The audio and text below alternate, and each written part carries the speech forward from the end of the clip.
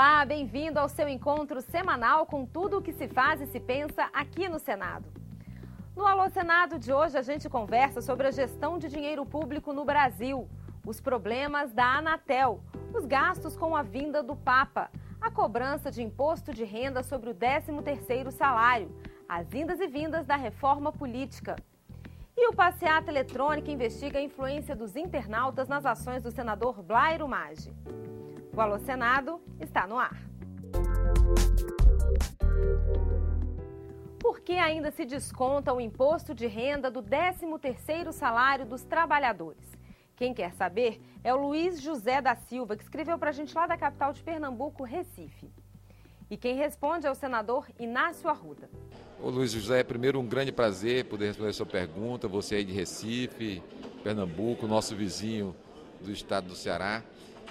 O 13º nós conquistamos, eu posso dizer assim, como um verdadeiro bônus. E esse bônus nós tranquilamente poderíamos sim isentar da tributação. E quando se começou a discutir o 13º, se discutiu nesses termos, como bônus. E como bônus não teria que descontar nada.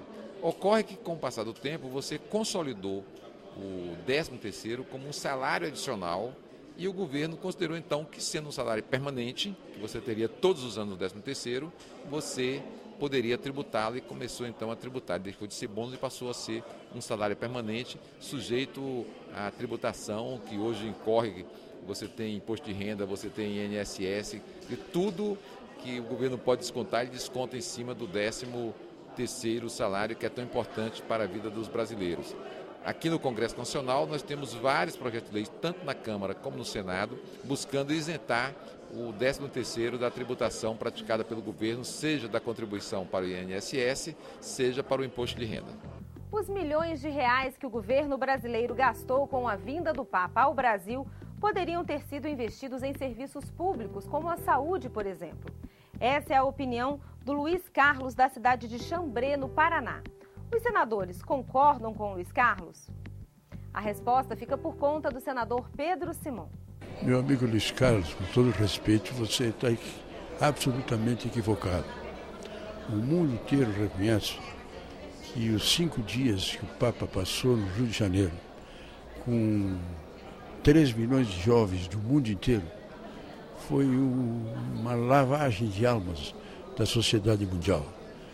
O novo Papa está realmente se transformando numa nova expectativa de mudar o conjunto geral da sociedade mundial. O seu debate, a sua análise, a sua conscientização. E no Rio de Janeiro, por exemplo, todo mundo reconhece que as transformações que estão ocorrendo, as mudanças que estão ocorrendo, no sentido do Papa mostrar que a igreja tem que se voltar para os pobres, para os humildes, no sentido de que ele mostrou que a igreja tem que perder aquela pompa, aquele luxo. Foi uma aula extraordinária de humildade para a igreja e para o mundo. Me perdoe, mas você está muito enganado. O Passeata Eletrônica quer saber como o senador Blairo Maggi aproveita as opiniões publicadas nas redes sociais na hora de votar um projeto de lei. Obviamente, o que a rede social fala, o que as pessoas falam, servem para balizar, não servem para mudar o seu voto ou o seu conceito sobre as coisas.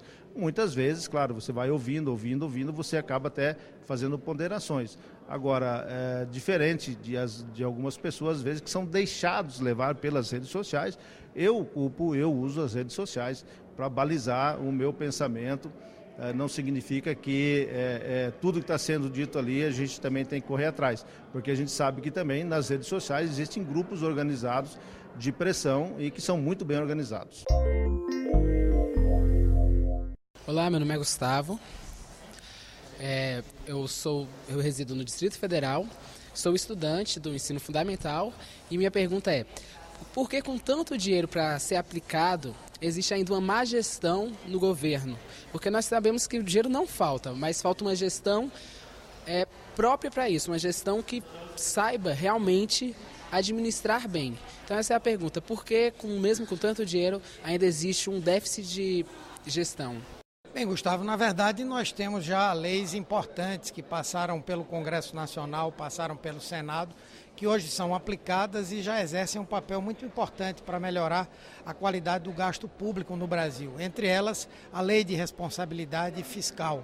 E hoje temos uma discussão, por exemplo, na área da saúde, onde estamos também prestes a votar uma proposta de lei de responsabilidade sanitária, onde na saúde nós teremos uma definição clara das responsabilidades dos governos federal, estadual e municipais.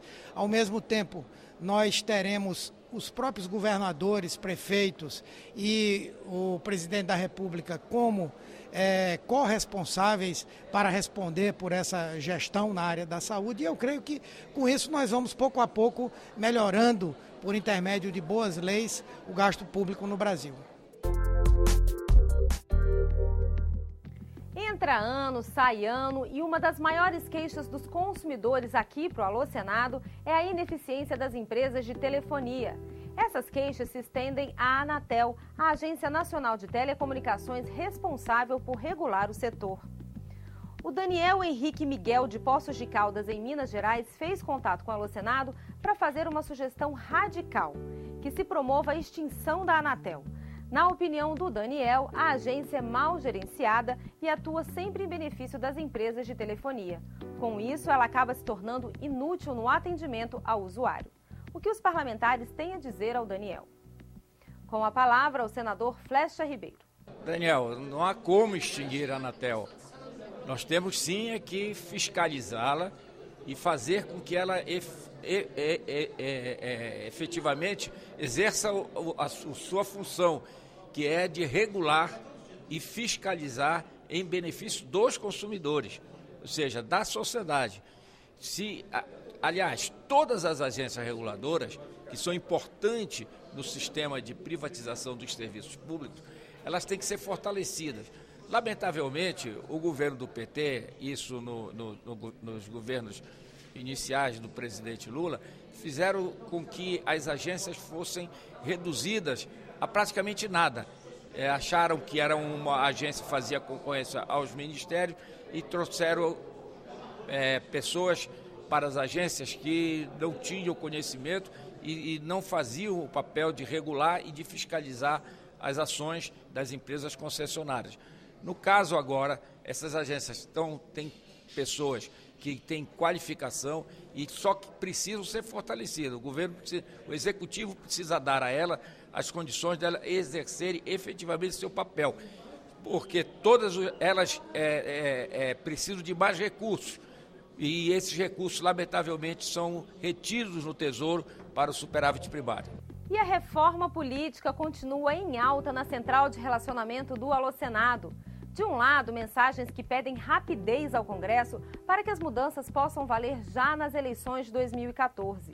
Do outro, críticas à falta de aprofundamento da chamada mini-reforma política aprovada pelo Senado.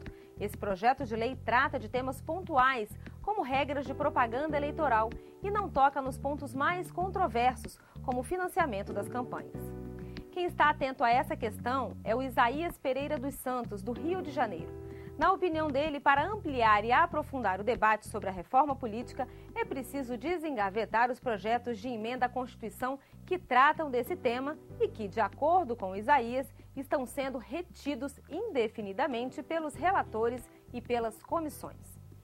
Isaías, quem comenta a sua mensagem é o senador Romero Jucá. Bom, eu quero dizer ao Isaías e a toda a população que nos acompanha que nós queremos debater e votar a reforma política.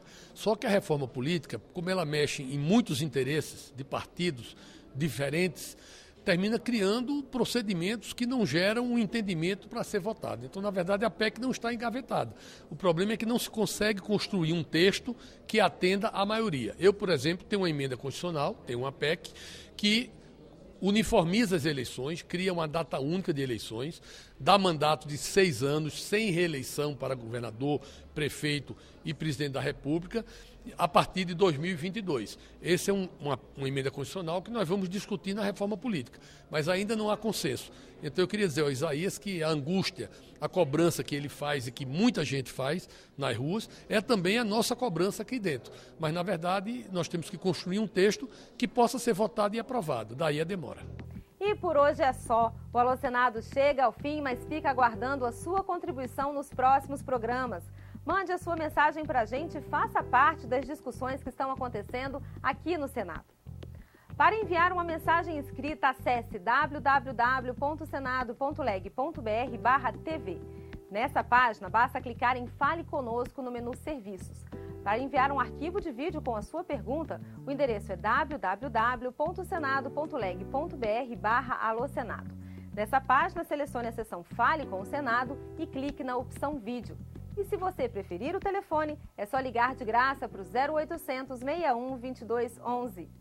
A gente se vê no próximo Alô Senado. Até lá!